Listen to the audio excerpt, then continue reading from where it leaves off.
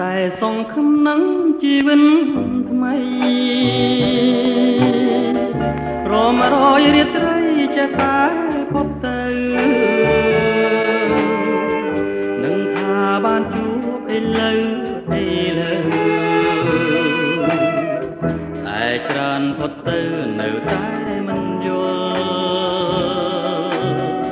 បើភ្នែកពេលណានឹកថាស្អែកនឹង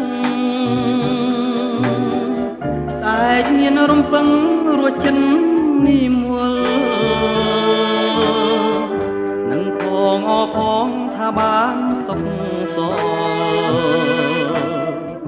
លូស្អែកមកដល់យល់តែទុំខា